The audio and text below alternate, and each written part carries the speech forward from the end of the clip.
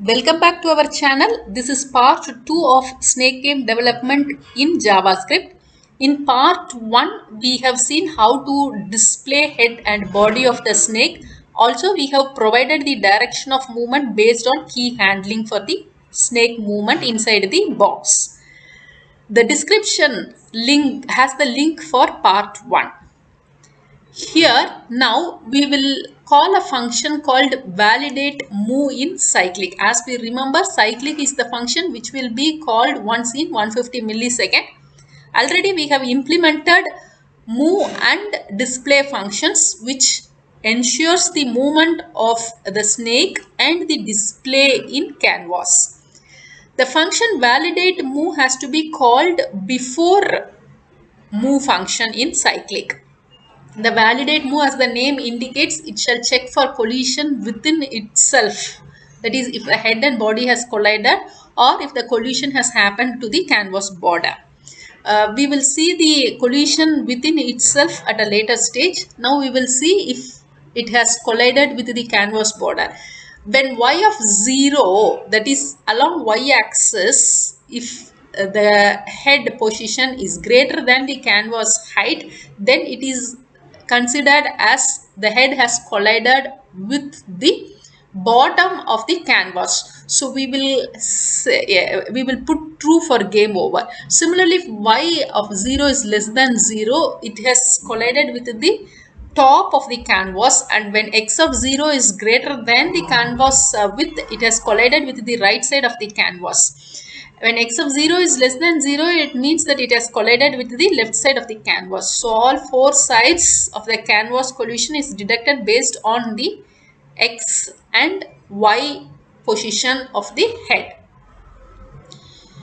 As we recollect in function display, we will do display only if game over is false. On collision, game over becomes true. So we will call a function called game over inside the display when game over variable is set to true. The game over function will just display game over at the center of the canvas, and further display refreshment of the canvas will not happen. So the cyclic function calls validate move before calling move and display. On refreshing the page, we can see that when it hits to the border, we get the game over display. On four sides of the border, we have verified it. Now the other one is we should start displaying our apple, and when it is eaten by the snake, we should again position the apple at random, and the snake should also grow in its body size. Similar to the positioning of snake, we should position the apple in the canvas. Since the position of apple is based on random, let me have the constants min and max with value of 1 and 29, which will be used for random position generation. Have the variable 8 apple initialized to true, and x and y coordinate for the apple is indicated as x of apple and y of apple. Now first we will display the apple inside the function display. So if we recollect, display function will display the head and body when game over variable is false. At the same place, let us also display the apple, and we will display the apple by checking if 8 variable is equal to true. If the apple is already eaten, then we should bring the new apple. For that, let me have a function place apple, which generates the position for x apple and y apple coordinates by math.random. The value of this coordinate shall be within the grid position. As we remember, there are 30 grids in the row and 30 grids in the column. So min and max values are used, which is ranging from 1 to 29. So with math floor, math random multiplied by min max minus min plus min, we will have the random values which is within the canvas position. And when apple position is known, we can start displaying using our arc by passing x apple, y apple as its x and y coordinates. It's the same grid by 2, but the color of the apple shall be in red. So red color arc is for the apple, green color arc is for the head, and yellow color arc is for the body. Now on refreshing the page, we could see that apple is positioned at some random positions. Again on refreshing, the apple is at different locations. The thing to be noticed is we must eat the apple when head of the snake and the apple are in same position.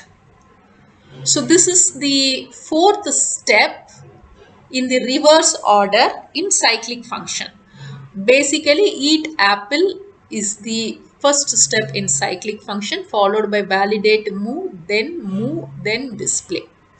So the function eat apple is used to check if the x of 0 coordinate and x of apple coordinate are same.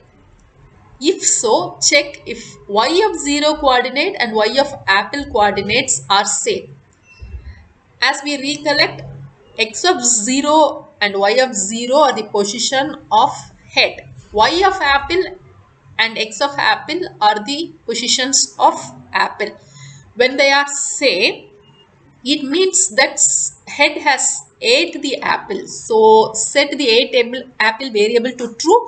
At the same time, increment the size by 1. Size indicates the body of the snake which should grow on eating an apple. Now, as the body has grown, in validate move function, we have to do a check if head and body has collided itself. This can happen if the body or with body and head, if the size is more than 4, so that it will form a square and there are chances that the head collides with its own body. So for z starting from size up to z greater than 0, let me check if z is greater than 4, because it should be greater than 4, then only there is a possibility of head colliding with its body. And x of 0 is same as x of z, that is head coincides with its body, and similarly y coordinate of head coincides with y coordinate of any of its body position. X of 0 and y of 0 indicates the head position, and x of z, y of z could be any of the body position. When they are same, provided z is greater than 0, then we will set the variable as game over. So validate move has to check if the body has collided with its head. Now on refreshing, we could see that on eating the apple, the body grows and it keeps growing by eating apple. Apple is placed at random location when it is ate. As it grows its body, it becomes difficult and complicated to move along the canvas. Again, every time when the apple is eat, the body grows and apple is placed randomly in the screen.